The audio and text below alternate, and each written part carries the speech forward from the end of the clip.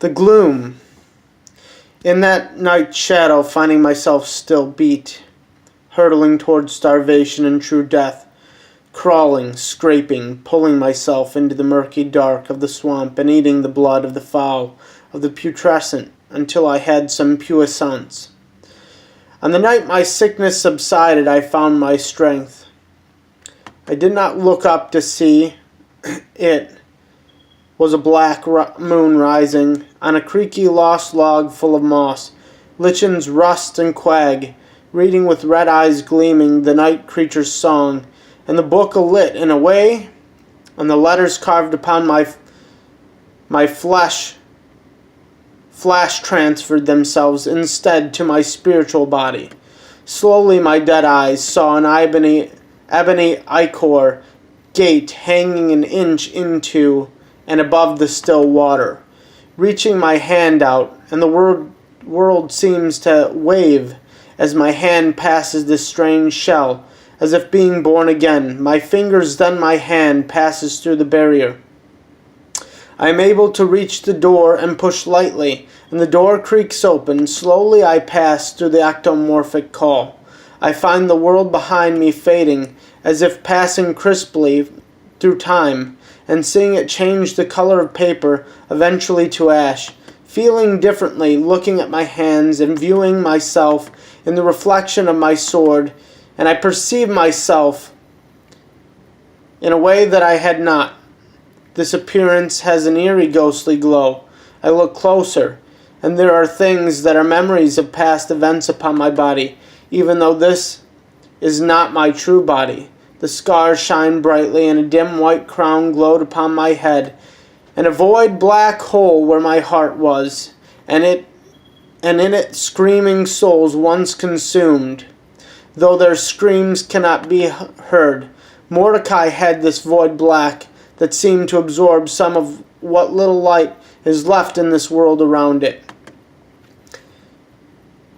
In this world I move differently. Moving is like floating here, floating up this straight stairway until I found an entryway, which was void and terrifying, yet simultaneously the siren called with her strange song, which pushes me to go through the door. I went through the door, and the horror scream came from something behind me, a black terror, that floating void, then took off to an impenetrable storm that spoke to my soul in a way that told me that it was old as the cosmos. My mind's eye does something strange. It transposes this world on the world I left behind. I wander this silent, screaming place. This very place enervates and racks a pulsated throbbing that rivulates through tendon and tissue. Still I walk and see great and vast distances on the midnight horizon. There is no sky to see, just a bleak void horizon.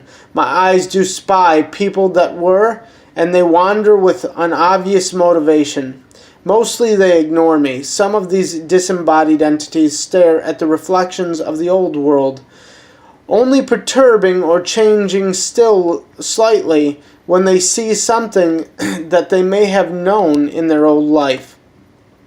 As I walk, plus minus undulating negation wisps of formlessness fury following me in the distance, and this happens for leagues.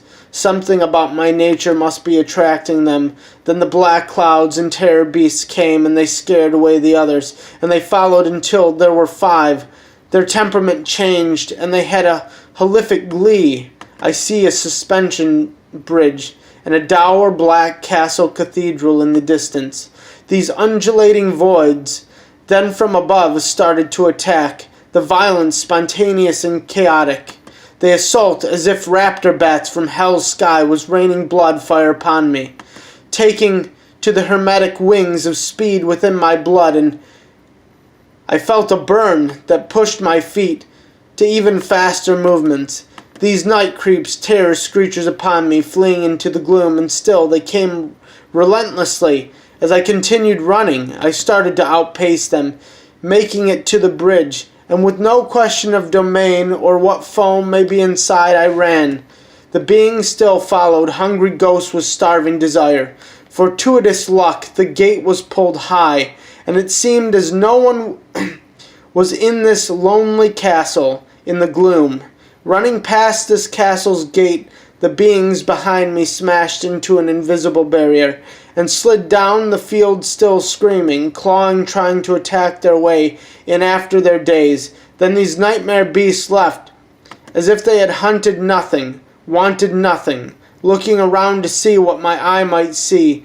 Inside I see clear men with pikes and spears and spectral bows watching gates, ramparts, and grounds.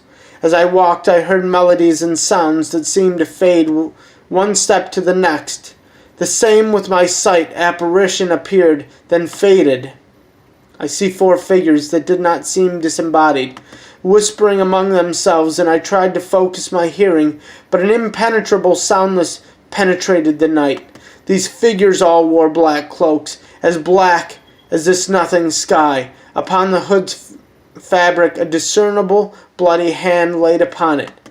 It reminded me of my father's hand, the hand within our name, what our duty and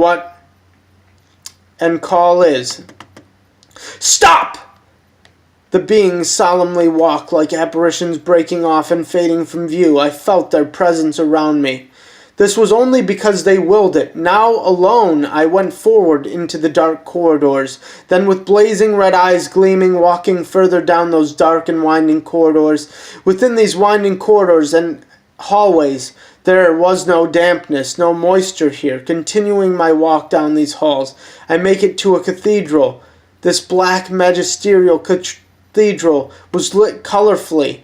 It was resplendent and pulchritudinous.